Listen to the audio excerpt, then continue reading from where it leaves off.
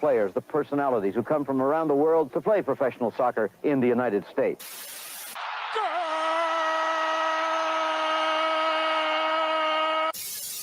Go, go, USA! Oh, it's incredible! In a world where some call it football, football, or soccer, they dare to call it foosball. One thinks New York is blue. The other thinks New York is red. Soccer in America from a German perspective. Let them put some sauerkraut on your hot dog and join them for the Schnitzel Boys USA Hour.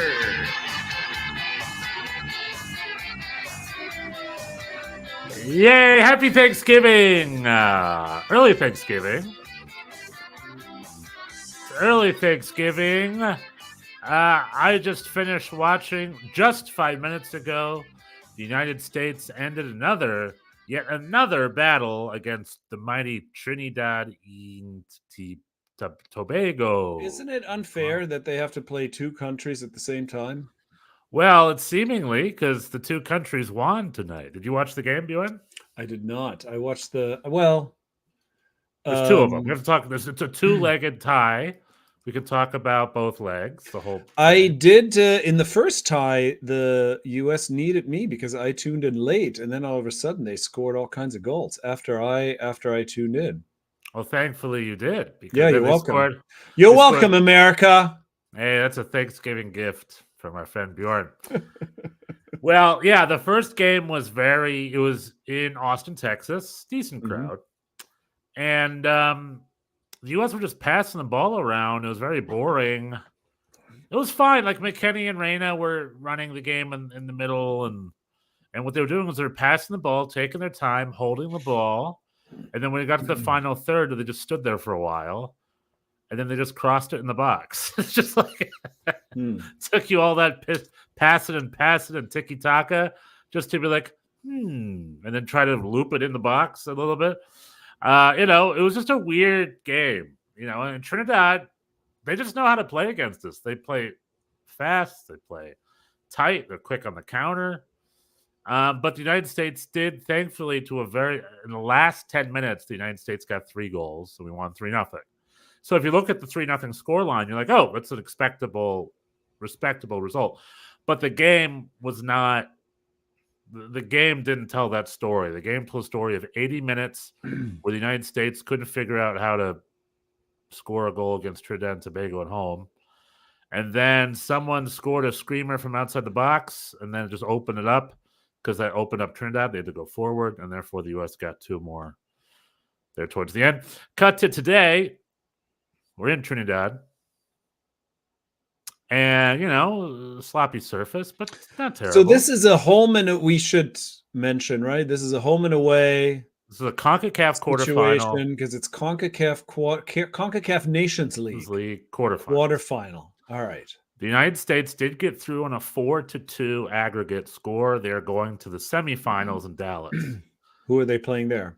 I don't know. Although I do know that Mexico lost their first game 2-0. So there's a chance that Mexico's not going to make it to the semifinals. So what happened? Okay.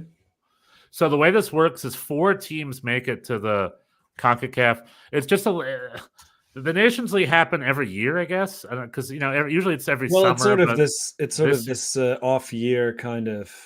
It's been in a weird schedule. It's happened the last few summers, every other summer or something. Usually it's like the Nations League and the Gold Cup have been in a row. That's been 2 summers where that happened. I don't know why. Right. This year it's back to being normal. It's supposed to be in March, and it's going to be in March. In Europe, they do it. In Europe, they do it to fill years where there's no World Cup or Euro qualification. They do like a Nations League instead, so that it's not just friendlies. I don't know, but yeah, I guess CONCACAF is, but the U.S. doesn't have to qualify for the Gold Cup. So yeah, I don't know I'm not sure I understand exactly the reasoning. I don't understand because last time we've had this, the last 2 times we've had this, it's been right before the Gold Cup. You know what I mean? I'm like, well, if we're going to play the Gold Cup, what's the nation? You know what I mean? So I'm a little confused by that. Right. And people, from what I understand, it's out of rhythm because of COVID scheduling, I guess. But anyway, long story short, it's in March this year where it's supposed to be, I guess. However, we then have the Copa 2 months later. Yeah, Copa, I mean, South you know. American tournament I mean, the Nations League it's like still treated as glorified friendlies. glorified friendlies, right? We won the last two of them. Yeah, we have those titles. We'll take them. just But to anyway, answer your question, Mexico lost 2-0 to Honduras, and they're playing tomorrow at 9:30. But they have a 2-0 deficit to overcome. Canada won in Jamaica and playing Jamaica at home. Panama's playing Costa Rica right now. They are up 3-0 on aggregate. So that's probably, so it's going to be, so Panama and Canada are favorites to advance. The US is already in, and Mexico perhaps. It'll be either Mexico or Honduras. So what we're looking at, and this is all happening in Dallas. I think the third place game's in Frisco, and the final is going to be it's at the Jerry CONCACAF World Dallas League. CONCACAF Dallas League in March. And the way it works, the semis are on like a Wednesday or Thursday, and the finals on a Sunday. It's like a 4-team little mini tournament, which is fun. It's just something to do, so you're not just. Now there's an added wrinkle this year because of the Copa America this summer, which I'm really excited about. That's going to be big. The losers of the quarterfinals go into their own separate playoff to get the last two spots in the Copa. So if Mexico were to lose tomorrow against Honduras, they're still on their way to qualify for the Copa, even though they don't make the Nations League finals or whatever. I'm sure they're going to lose a lot of sleep over that. So the four losers of these quarterfinals are going to also do their own dealio, and two of them are going to go to the Copa. I believe is what's happening. Okay. Which will be 16 teams in total. 6 from North America using this process, and the 10 South America. And all 10 CONMEBOL. CONMEBOL. That's going to be big. That's going to be a big one. They just announced today the openers in Atlanta, the final in Miami, I believe. They're getting ready for a Brazil-Argentina final, baby. Okay. Right in Miami. Yeah, I get the Southeast got their venues, and the rest of the venues are a secret for some reason. It's funny. So my cousin in Germany right now, the EM allotments were all released last week. I got nothing. Did you apply? I did. Oh, and you got 0, right? My cousin also got 0. Derek Ray got 0. Like all over Twitter, it's like 0. Some people did win, obviously. Derek Ray doesn't have anyone he can call? No, I guess, yeah. I mean, I'm sure he can finagle a press pass, but like, Derek you wanted Ray to go as a 0. fan. Well, then we can't, can't complain if Derek Ray can't get in. My cousin in Cole did get one. Derek Ray went, ay, ay, ay, when he got the letter from the, he went, ay, ay, ay, no tickets. Ay, ay, ay, kein Billett. Ay, ay, ay. Keine Karte für Derek. Derek Ray, die Skosche Deutsche, hier in Köln, in the Kölner Keller. Ich will gesehen, die Spieler. Ach du je, ay, ay, ay. Keine Karte für Derek Ray. Derek Ray kann gar nicht den Spiel anzusehen in Köln. So Derek, Derek time. But he couldn't get tickets. Could not get in. Yeah, you're right. Should he? I figured he'd know people, right? But I guess working at ESPN does not help you out when it comes to the Euros. That sucks. I had a friend who swore that he was gonna get. He was like, "Oh, I'll apply because I'm sure to get him." And I was like, "Why?" And he said, "Oh, because I don't know, some logic." And he didn't get. We didn't get any. So. My cousin in Cologne got one seat for me at a game in Cologne, I believe, but it will not feature Germany. It's only other group games. Well. So if I go, I do have a seat waiting for me. However, the reason I bring that up is because the Copa America haven't even announced the venues they're playing in yet. They just today they announced the open. The rest is a secret. So I'm like, you're in New York, I'm in LA. Hopefully, New York and LA will be the venues. Hopefully. And then God knows when those ticket sales are on. Who knows? Yeah. Soon? Who knows?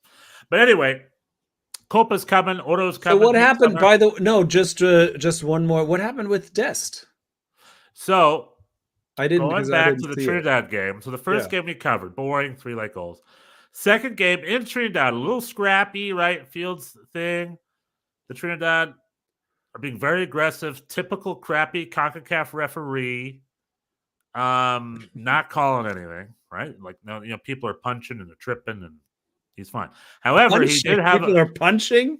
what's his face? The guy from Monaco. It's a Balogun that swiped the guy in the face. Oh, okay. I mean, this scrappy CONCACAF game, and those Trinidad, the Soca Warriors are warriors, my friend. They're warriors there. Like, they took Scally, and like one guy, Scally jumped over him, and then the player who he was underneath, the Trinidad player, clearly like put Gave himself him a up little to like, I want to injure this to guy. flip him. To Yeah, flip him. flip this guy. Because like, we can't beat him, but we can flip him. And what happened with Dest was bonkers. It was probably the most exciting thing of the game and definitely a talking point. So in the 39th minute or so, he randomly received the ball close to the sideline by himself. And the ref whistled, said it was out of bounds. And he did not think it was out of bounds. They didn't have a camera angle to tell us either way. Could have been inbounds, could have been out of bounds, doesn't matter. But he takes the ball and just picks it up and kicks it in full force into the crowd, right? So automatic yellow. Referee runs over. Walter Lopez, referee, runs over, gives him a yellow card. And then Dest just goes right in his face and talks about how terrible he is and how he's a POS. Like, it was very obvious he was talking this referee down. And the referee got very defensive and sensitive because he's not a professional referee. He's a Central American referee. So he went back. Whoa. What? The referee went back to his face, and it was like a hissy fit yelling match between Dest and the referee, right face to face, pointing at each other. And then within seconds, within seconds, the referee pulls a second yellow card, says 2, and gives him a red card and kicks him off the field. And that's what happened with Dest. So he got a yellow card for kicking the ball out, and then about 5 seconds later, he got a second yellow card for yelling at the referee. He thought he had earned a couple of he could say a couple things for the first yellow, but that was not the case. No, and the best thing was that Reyna and the players were just like pulling him off, and they're like, "Get out of here!" And then Dest would not stop mouthing, and this whole time walking off the field, he was mouthing and mouthing and mouthing. And Matt Turner ran away from his goal to grab him behind the goal and shove him off the field, as the entire U.S. team were just pissed at Dest. And Christopher Lund, who's notoriously happy, there's a photo online of a really pissed off Christopher Lund looking at Sergiño Dest as he walks off the field. So, and then the U.S. were up 1-0 at that point, and then down a man, the U.S. lost the game 2-1. So, Dest really was being very unprofessional. I don't know. It was like, buddy, we were up 4-0 on aggregate at the time. It's like, we have our semifinal coming up. You know what I mean? You got to keep your head cool. Matt Miazga. Yeah, it's channeling Matt Miazga. And then Paul Carr tweeted that the last person for the U.S. men's national team to get an assist and a red card in the same game was Sergiño Dest 2 years ago. Oh, okay. So he's in his own company of hot likes people who play well but have a hot head. So I don't know. It's interesting. He doesn't strike me like he always strikes me as a guy who like barely is aware as to what time it is. Like, he seems extremely mellow, like almost to a fault. But I guess once if he gets upset, then that's it. Once the switch flips, the toothpaste doesn't go back in the tube. I don't know what the correct metaphor is here, but no, I don't know either. Anyway, so did we get any details as to what upset him so much? My theory is he does not want to fly transatlantic for his next time. My theory is he wants to stay in Holland during the next international break and save himself a transatlantic trip. That's my theory. But he's only going to be out for one game, right? True. So I think he's going to fly, be part of the team. I mean, are they going to play him in a final after this? Maybe he'll get maybe he'll get benched a couple of games. I don't know. Get a little timeout. Think about it. Think about what he did wrong. I mean, you know who came off the bench to replace him was Bundesliga Team of the Week, Joe Scally. So it's like we got Joe Scally. I mean, I don't know. I got some That's only theory one. I have another theory in a second. all What were right, you gonna say? please don't let me interrupt your Oh, theories. my friend who was watching the game with said the dude's on cocaine. He said, it looks like cocaine to me. Because he was like, Who yeah, Dest is on cocaine? that's his theory. I mean, guess. to blow a lid randomly like that, you know. I'm not taking it Seems, seriously, obviously. that But seems yeah, that's okay. I guess the old Christoph Daum, I don't know. neither of these theories I have found super convincing. I gotta be honest. You I are think we keeping could. me I think grounded. we can. I think we're ready for a couple more theories. Well, what were you going to say? I was just going to say, since you mentioned Joe Scally, my little brother was visiting recently, and he's a Gladbach fan, and he was sort of. I asked him about Joe Scally, and he kind of was like, kind of up and down. Yeah, it's been like that would be my thoughts exactly. However, he was part of the Bundesliga Team of the Week this week. It's just interesting. I guess I filed this under we talk about this a lot. The average US men's national team fan, so talking about this golden generation of people, but the player pool is still pretty shallow. Like Joe Scally is like, oh, he's a from our end here, it's like, oh, great talent. He's a Bundesliga guy. My brother who watches that team frequently, he's like, yeah, can take him or leave him. He's like, yeah, he's fine. Yeah, he's fine. Also, Joe Scally is probably the most regular playing American in the Bundesliga this season. I mean, that's what I'm saying. He is. Right. He's up there. Yeah, He starts more than certainly than Gio Reyna has, or than Brendan Aronson these days. Either Aaronson's. Either John Aronson, Brooks or John Brooks just got dropped from his spot. So but anyway, it's just always the reminder, like, things are improving, but there's still a big gap. Until these guys, we talked about this before, but I know they're attached to big clubs. That's step one. Step two, until these guys become high usage players that win titles, then we can save our golden generation talk for another time. And they're very young. They're all still very young. They're getting there. Everybody's young. The boys in Italy are doing well. I mean, AC Milan and Juventus are second and third. But Pulisic is hurt again. Pulisic's hurt again. No, I mean, things are definitely happening. There is a lot of talent. That's definitely, there's no question. But PSV might win the Eredivisie. I know it's not that. When was the last time a Dutch team with 3 Americans won the Eredivisie? No, I don't think that's ever happened. So we're getting there. We're getting like things are happening, but it's just like this idea of like right. We have this incredible group, and Triple G is just messing it up. Right. I don't know. Being on the books of a big club isn't enough. You have to be a high usage player and then win titles. Like when Weston McKennie was playing with Juventus the first time around, it was like, oh my God, it's with Juventus. It's like, yeah, but Juventus is a mid-table club right now. All of a sudden, yeah. He needs to he needs to, I'm saying there's a correlation there. So it's only cool if he's playing on Juventus and he's winning the title. And he's a key figure winning the title. You know what I mean? Yeah. That's what we're looking for. I mean, arguably, like Alphonso Davies is head and shoulders above anyone on the U.S. team, or the Mexican team for that matter, right. Definitely. No, true. Alphonso Davies is like the CONCACAF superstar exception, who's really crushing. I mean, we forget about him, but for sure. Oh, boy from Vancouver. But anyway, so Trinidad and Tobago ended 4-2. Seba, catch you up in the chat. I do have a lot of Red Bulls talk. There's going to be Red Bulls talk. He will not be denied. Oh, big! And I got a video to show. I'm sharing with the class. Oh. Yeah. But I just wanted to get the USA stuff sort of taken care of. I guess there's not. I'm trying to think of as much else to say. Greg. It's still 2 steps forward, 1 step back. It's like we beat Trinidad 3-0, but it was only towards the end. The players just feel like they're playing. Again, trying to solve some calculus that they can't figure out. And then the return leg, they lost. It's like, come on, you guys. I get it. Like maybe some of you are playing you don't want to be injured for your club teams. I understand that. But it was a scrappy 90-minute game, and we can't figure out how to win. I mean, I hate to say, I know it's not the same context, but it's Cove all over again. It's an island nation team. Island We should be, even our B team should go there and win. I just don't understand why everything is such a challenge for us. I don't know. Okay.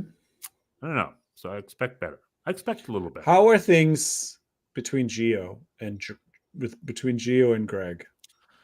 I honestly, I think Gio played a key central figure in the full 90 minutes both games, and I thought he did pretty well. Definitely the first game. The second game, it's hard to see if anybody did any well because I know Dest was the poopy thumbs down guy.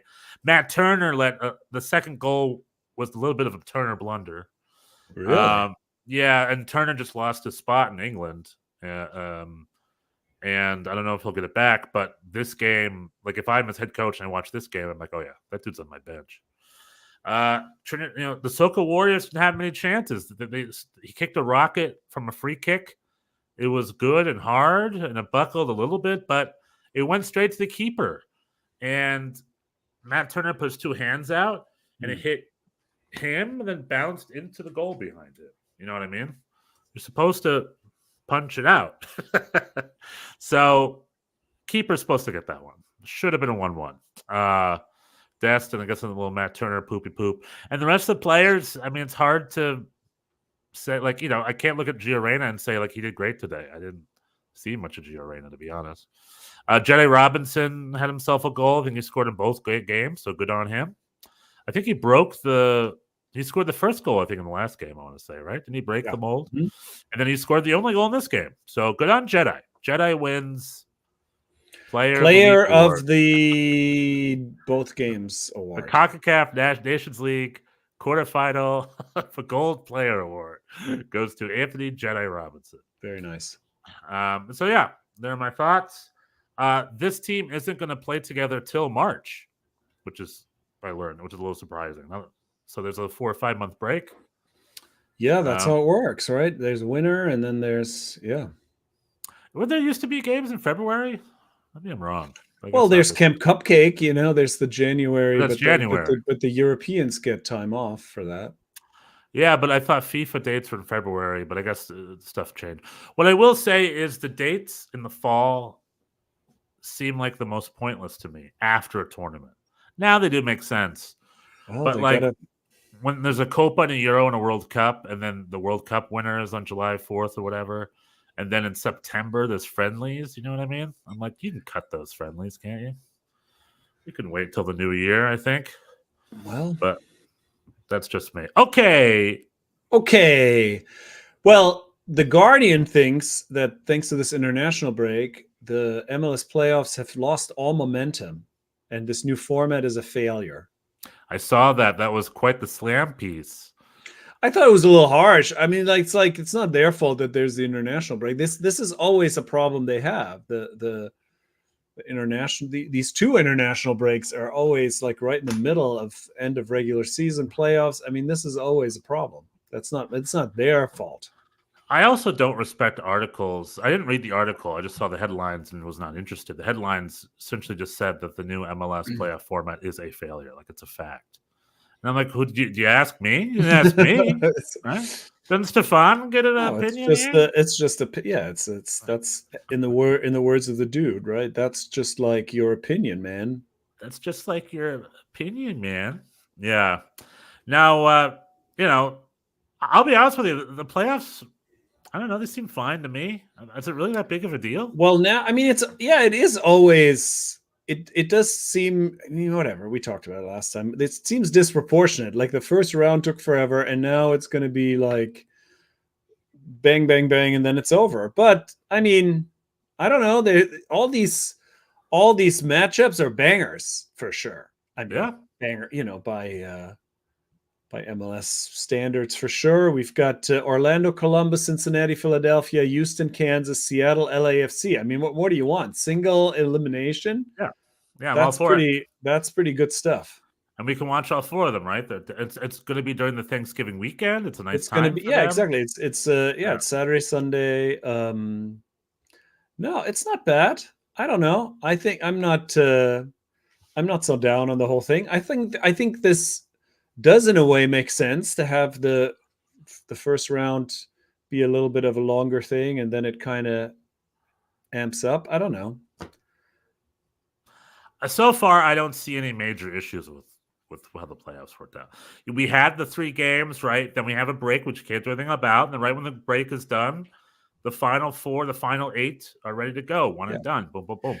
I mean, it's hard to it's hard to get people to read your stuff as a journalist these days. It's not, I mean, like, you can't declare it a failure when we're just at the quarterfinals. I mean, is the Guardian? Is this what we've come to, where a news source like the Guardian has to offer clickbaity titles? What's going on? What are you like? Have you been on the internet lately? Like, Not really, to be honest. Nobody is above marketing. Everybody has to market.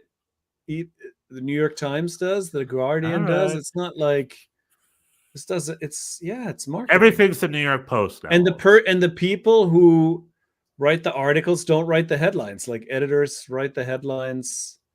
So it's not, you can't blame the person who wrote the article necessarily, even, although he did say it was a failure. I mean, anyway.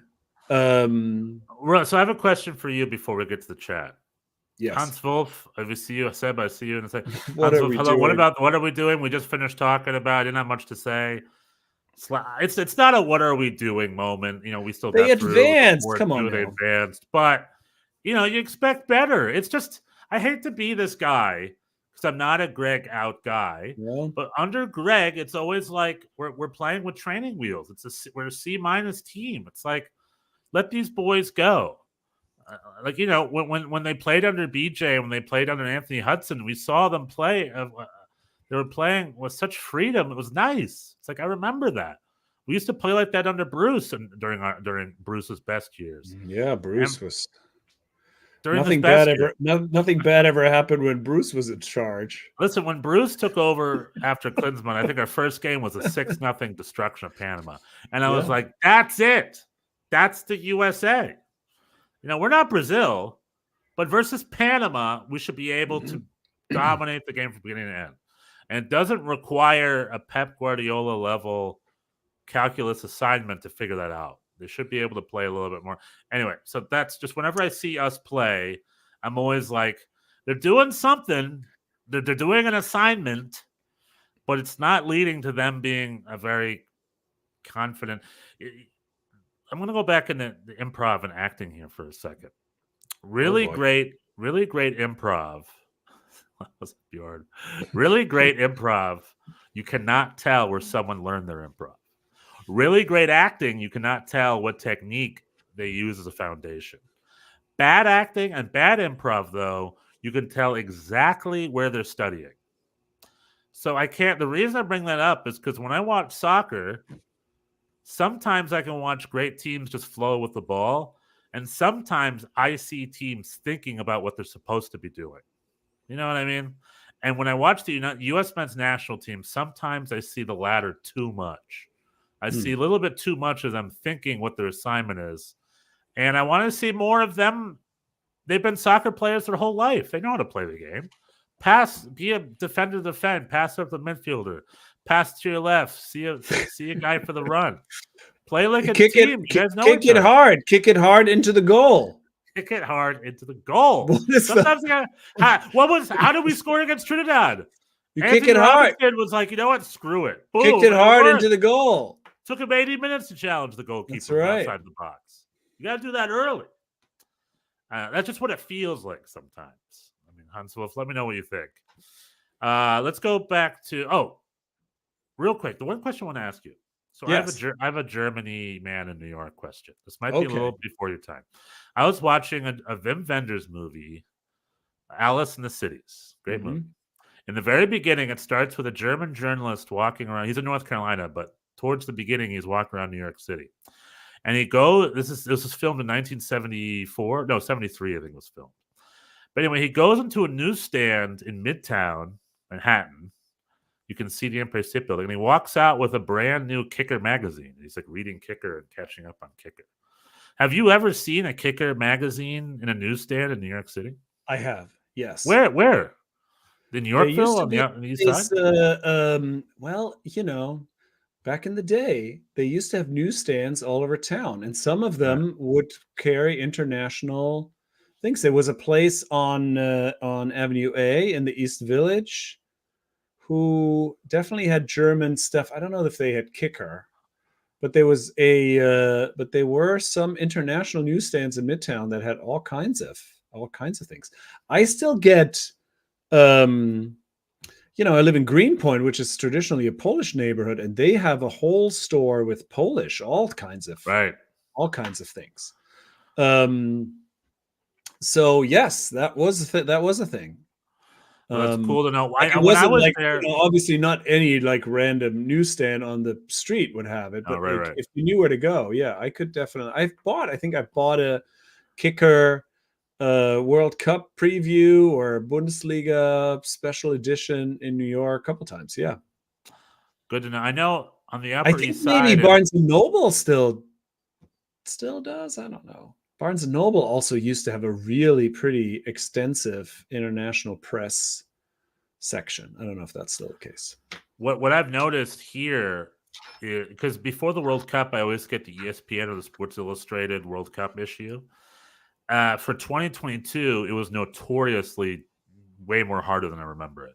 And there's been a clear over the past 4 or 5 years. There's been a Oh very yeah, there's clear no more. decline Right. of Now you print can't magazine even stamps. buy anything in print now. Yeah. Yeah. Although in Germany, that's not the case. Every train station's got a full.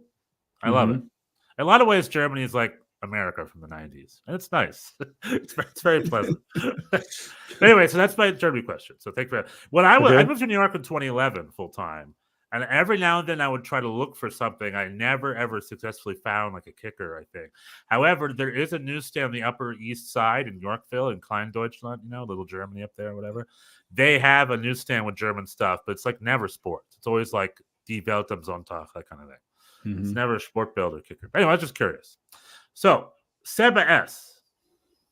Right? Rebel. We're with me here. Seba S. Right to the topic I kind of want to get to after the Trinidad stuff. What do you think of the New York Red Bulls giving up Troy Lesane and going after a European coach? Personally, I hate the decision. I think keeping Troy was perfectly fine. Seba, I don't want another Struber. Then you thought I was moving back to New York? No, unfortunately, I'm here in Los Angeles for now. And you want me to be a New York Red Bulls season ticket holder? I'd love to be a New York Red Bulls season ticket holder. But I'm in LA, and I was going to be an LAFC season ticket holder, but the prices were a little too high for me, so I pulled out. And then Seba wants Gio Sabaresi. Okay, so let's do a little catch up here. Troy Lesane is out. Or, yes. Since last week, we talked about how the big reckoning is here. The Red Bulls given them money. They have house money now, and they're going to reinvest. And Emil Forsberg was linked. And since then, I've learned that Gulashi has also been linked. Because, like we talked, Gulashi is out, and then his replacement is now a German national team goalkeeper at Leipzig. So Gulashi might need to go find himself a new home. Gulashi was linked. I don't really get that because Carlos Cornell is lovely. If Carlos doesn't want to leave, yeah, that's not a real problem. We don't need an upgrade there. Yeah, I mean, no, keep talking before I give you my opinion. Then they fired Dennis Hamlet, Troy Lesane, and Zach Prince the next day after that. And to me, that was a little bit like throwing the baby out with the bathwater. So that's step one. Step two, Mario Gomez is in town. Mario Gomez is making a lot of these decisions. Former Zupa Mario, the guy who played well for Stuttgart but never for Bayern or for Germany. You remember Zupa Mario, Mario Gomez. For a hot minute, there was at some point some talk he was going to come to NYCFC. Back when he was playing? Yeah. Back those playing days. Well, he's in New York now, or New Jersey rather, and he's representing Red Bull Soccer Worldwide or whatever. He's Red Bull's president. And he's there, and right now the New York Red Bulls are doing all their season-ending decisions, their exit interviews, and they have announced that Troy is gone. And guess what coach we've been linked with? I had not heard. Sandro Schwarz. the on again, off again Hertha Berlin coach, who's coached for them 3 or 4 times over the last 3 years for 6 weeks to 6 months, right? Is that his Huh. name? Sandro Schwarz, right? Sandro Schwarz? What's the guy? What's the Hertha Berlin guy? I should have Googled this ahead of time. Sandro Schwarz, yeah. All right. He Okay. is. No. Who's the guy who coached Hertha Berlin 3 times over the last 3 years? Maybe this. Anyway, maybe it's not Sandro Schwarz. Let me look it up. But Sandro Schwarz is supposed to be the new coach of the New York Red Bulls. Oh, are you looking it up right now? Yeah. Yeah, So they've been it linked says- with Sandro Schwarz. Now, Sandro Schwarz, if I didn't know any better, Gulashi, Emil Forsberg, Yusuf Poulsen said no. Sandro Schwarz is linked to the head coach. If I didn't know any better, I would say that the German hardheads that run Red Bull Soccer are like, we need to invest in this team. The Bundesliga is better than MLS. Let's just get as much Bundesliga reject talent, the guys who have no clubs, the unavailable guys. Let's just throw them all the New York Red Bulls, and that's a winning formula. That's what I'm seeing right now. And yeah,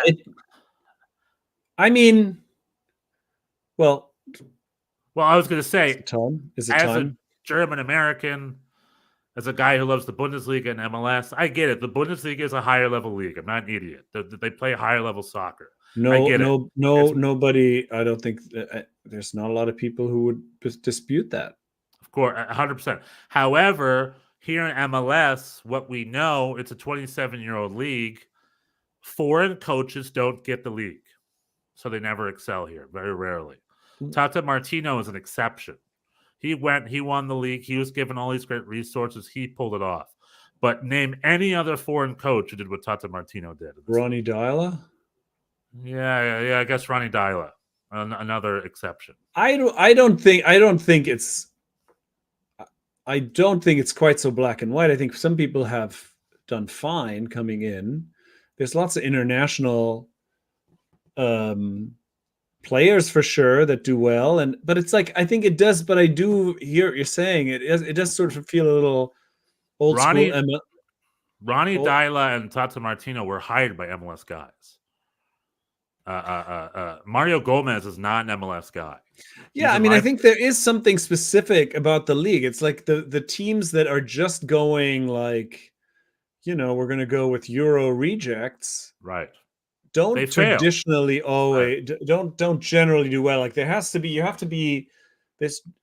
It's generally a mix. Like you have to find the people all over the place, and the coaches that you're just flying in from it. Like some league expertise does seem to help, and so some random German. It does sort of reek a little of the Struber. Like just some guy coming in and Troy Lesane took over the team when they had no money, no roster, no points. And he took that team and gave them such a belief and then sent them to the playoffs, the second round in the playoffs. And that didn't earn him the job? He certainly, but I think the thinking is like we're going to get some sort of higher caliber European players, and we need to find somebody they respect. Okay, so they got Sandro Schwarz. But I don't know. Sandro we Schwarz also has to be said, like St. Louis, but St. Louis just did that with the kind of almost all German, very Eurocentric approach, and that worked pretty well. Well, they had Bradley Carnell as a coach. Yeah, he was he definitely knew the league. So that was, but it's always specific. Like I don't like these like generalizations of like, oh, foreign coaches can never do it. But like, it does kind of be. It's a little bit like, is this going to be all right? I don't want to paint in a black and white brush. You're 100% right. However, I'm looking at it when I'm seeing with Joachim Schneider and with Mario Gomez firing Troy and replacing with Sandro Schwarz. I'm like, okay, Sandro Schwarz is available. Because the last thing he did was coach Hertha BSC to the second division. Before that, he coached Dynamo Moscow. And I believe he got a little criticism because Yeah, he's not a high caliber. He's certainly not a high caliber guy. he also coached Dynamo Moscow through the war. Like when the war started, he didn't leave; he stayed. Oh, okay. So there's a little criticism there too, off field. And I'm trying. And then before that, he coached Mainz for a couple seasons, which was his coming out party. And Mainz is a great club; it creates great coaches. But I don't know. So look at that, and I'm like, he's more than capable. But the way it works in Europe is if you need a guy, you go get a guy on loan, or you can go to your youth squad. There's always players available. Where in MLS, we know the system. In MLS, that's not the case. You have a limited group of players, and those are your guys for the season. So you have to. And there is a lot of. It seems like there is an adjustment period for the people who come from the outside. Hans Wolf is saying Ronnie Deila should have been given a second. He got an upgrade. He went to Bruges. He's in Club Brugge. So I think it's not like I don't think he got fired. I think he got promoted. I mean, he got an even better gig. Better part of Belgium. I just Club Brugge is a Champions League club. Liège is not. True. I just want to play a couple minutes from the Jochen Schneider press. Let's hear it. 20-minute video, Seba. If you haven't seen it, see it. If you're interested, see it. Great questions. One question point blank asked him. He's like, you're head of sport and you're looking for a new sporting director. He's like, what's the difference between tell us what the difference is between those two jobs. And then he was very specific with it, which was nice. Pretty much they fired Dennis Hamlin. Dennis Hamlin was always kind of incompetent. So I'm glad we kind of got rid of him. I just don't understand why we couldn't keep with the coaches. But essentially, he wants to hire a new sporting director who's very MLS, like the MLS vet. And it's very clear to me that he wants him to be the MLS guy to explain to the new European coach how it works. And that also, we've seen that so many times in the past as well. That works very limitedly as well. Because it's like you have to tell a coach, he's like, I want that guy to be my right back. He's like, you can't. That guy's rights is owned by thing and thing and thing. It's like, also, I want to keep my defender. What's this expansion draft? It's just like MLS has its own rules. And sometimes being explained to them isn't enough. You have to have someone who's actually good at it. So I'm very curious who they're going to hire as a technical director. And yeah, I'm wondering, I don't want another Struber either. But between Sandro Schwarz and Struber, Sandro Schwarz definitely has a better resume. He comes from Mainz. He comes from Hertha BSC. He coached in Dynamo Moscow. Struber coached a couple seasons in Barnsley. That was his experience. So there is a little bit. Sandro Schwarz, on paper, I'm fine with. Well, I think in a way it could be because he's got something to prove. He's not like, I think that doesn't he? Well, yeah, but how is he going to do that in MLS? Germans don't watch MLS. Well, but at least, you never know. Like if somebody shows up, like Ronnie Deila didn't have a ton of other options. I guess he also wasn't the first choice. So he came with a little bit of I think it's always about the approach. Like if you come with humility and it makes a difference versus like, oh, I'm the Bundesliga guy and I'm going to show you how it's done. That doesn't usually work. Well, let's wait and see. The other thing about Ronnie Deila and foreign coaches, we had this with Jesse Marsh, who's a name I would love to throw in the hat. By the way, what is he doing? Like he's been hanging out in Europe. It's been a long time, right? Like, and it doesn't seem like he's even in the running for anything. Is he just not? Is he being picky? Does he not have offers? What's the problem? You got to ask the man. I don't know. He works for Paramount Plus as a sideline reporter for the Champions League. So he does that. But if I didn't know any better, he's waiting for that one last European gig. He's got to wait for the right one. I don't know. However, if he wants to come home and coach the New York Red Bulls, I think he'd be the perfect pick. He doesn't want to do that. He doesn't want to. He's done that already. True, but work is work. He's got kids. He's got 2 kids going through college. But if you're going to fire Troy for somebody, fire him for Jesse Marsh. That I'll bow my head to. Maybe bring Troy back as an assistant under Jesse Marsh. But what about Gio Savarese? The bridge is burned. Can't be done. Seb brought Gio Savarese. Yeah, from what I understand, him and Marc de Grandpré and him had a huge falling out for the last time around. And Gio Savarese treats the New York Red Bulls like there was the bridge was burned, but that was a long time ago. I don't know. However, knowing with what I'm reading, is Mario Gomez calling him Giovanni Savarese right now? No. I think they're looking for No, a probably European not. They're coach. looking for somebody European. They're looking for a Bundesliga dude. And like I said, I'm a big fan of the Bundesliga, so I should be excited.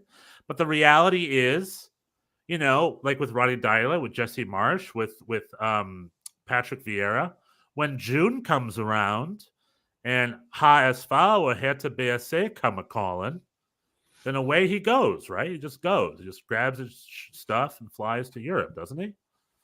That's the other downside of Well, I mean, that's just, I guess that's the way the cookie crumbles. That happened to us with Ronnie and Patrick Vieira. And Us with Jesse Marsch.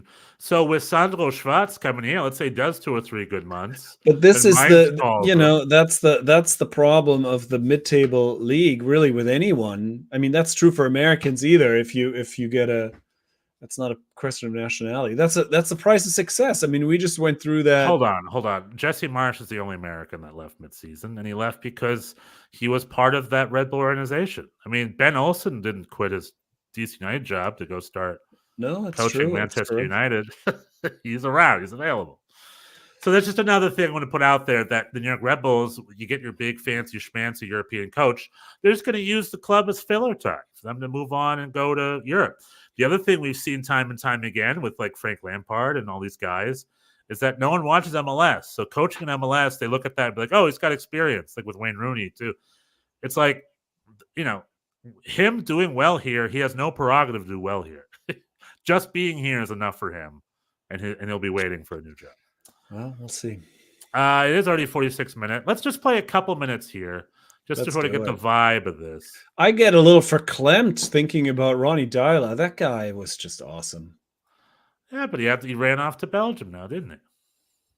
Zach, for what he did for the New York Red Bulls, and also you hear that? We wanted to wish him the best for his future. We are proud of the run that we made it now 14 times in a row for the playoffs. That is an accent. We say this clearly. German dude. This is not good enough. Bingo. We need to do the next step. And that's why we took these key decisions. That's why we agreed with Red Bull Soccer to invest in our team. And we want to reach the next level with our club. With that said, we are resetting on the sporting side, and we felt it was the right decision to do so. Oops. Whoops. Everyone needs a place.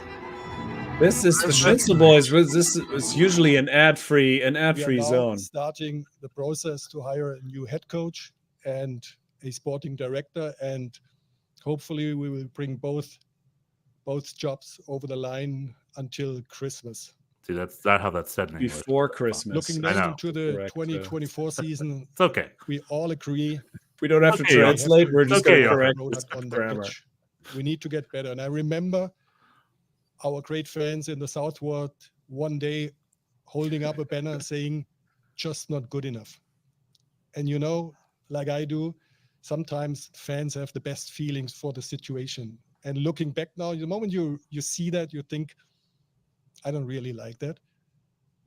But looking back now, I have to say they were completely right. And we need to get better. So that's the reason why we also said we need to raise our standards. That's pretty. We need to ask for more. And that's got to be what you want to hear as a fan. I mean, this has to all be like manna from heaven. No, this is music. Yeah. Again, I'm using multiple metaphors at the same time. Like this got to be music to your ears. Yeah, 100%. And I just wanted this one last part here too, which I talk about raising standards. That's what I expect from our players. I want them, and at the moment we are having these exit interviews. We started today and we continue to do tomorrow. And I'm telling everybody, I want them to come back in a better shape than last year. And then we need to have a fantastic preseason. And it's our job to increase the quality of the roster. And then I'm looking forward into the 2024 season. There you go. I Well. like drop some bombs. Like come back better shape next year than last year. That's an interesting thing that he mentioned. Because physical fitness was like, but yeah, I like it. Exactly what you said. Mutes my ears. He's like, we need to do better. The fans. It's the year of the reckoning, man. The New York Red Bulls fans are next. We got heard. Joachim Schneider's like, we saw a banner. We know we need to do better. They did send out an email before this press conference explaining that they're going to try to up their standards. And he's like, just the work culture needs to be higher. The players need to be fitter, and then he said he's going to go sign a new coach and new players. So, this is a very exciting offseason for us, the New York Red Bulls. All right. So I just wanted to share that. We'll see. And yeah, he's German, baby. He's German. He's German. I want to hear Mario Gomez speak English. I'm very curious. Yeah, next week. But, all right. Cool. That's our Red Bull. We've kind of done it, no? Is there more? Yeah. I was going to say, do you want to touch on anything? Here's a question, and I saw this on Reddit from an NYCFC fan. Oh. Like, between Troy Lesesne and Nick Cushing, one kept his job, the other did not, and you'd be very surprised as to who. And my thoughts are exactly, right? Nick Cushing is still the head coach, but his team missed the playoffs, whereas Troy Lesesne across the river took his team to the playoffs and lost his job because of it. Yeah, I mean, I think, we've been through it. I think, Nick Cushing didn't play with a full deck this year because the roster was I mean, Who's I don't think. I mean, full? Nobody thinks. I don't think neither. I mean, we neither of us thought that Troy deserved to lose his job. I guess if they are going to do the full sort of makeover thing, then that's that. So we'll have to see how that goes. I think in our FO is. I mean, we are generally more of a continuity kind of team. People like to. When in doubt, like just kind of value stability more than sort of doing dramatic makeovers. So we'll see how that goes. Yeah, Nick Cushing, definitely a lot of people had some frustrations with him. There were also some exit interviews. Ian Joy interviewed him about stuff, and we heard from David Lee, and they're also they think that that he is still. He's still their choice. They still think that he's good. I don't necessarily disagree. I think I have some questions about his talent development, etc. But we'll see how it goes. There's definitely going to be some upgrades to the roster also, and yeah, the jury's out. I think he's going to be on a short leash for sure. If things don't go well immediately, then probably. Well, there's a lot of MLS open. I think 10 or something, right? Yeah, he's the only one who didn't. Who's the only one who didn't lose his job, right? Of the teams that didn't make the playoffs. Yeah, former Manchester United assistant coach Chris Armas is the new Colorado Rapids head coach. That's what one article listed. See how that goes. Yeah. And Troy Lesesne, by the way, is a catch. So if I'm Charlotte FC or if I'm any of these teams that need a coach, heck, Toronto, whoever, Montreal, any of these teams that need a coach, Troy. I think Troy is top of the line. He needs some better suits, though. Well, they can fix that. They can fix that in post. All right. All right. That was the USA Hour with a much sadder, more somber hour coming up next. For somber? Why? Is it turkey? Thanksgiving turkey, but no stuffing. The Germans were stuffed. Kai Havertz scored a goal. Come on now. Left wingback Kai Havertz. Okay, this has been the USA Hour. We got merch. Tell your friends and fam. Like and subscribe. And we got a Germany Hour coming next. We're going to talk about the German national team and what's wrong with them. Right? Tschüss, bis nächste Woche. Bye.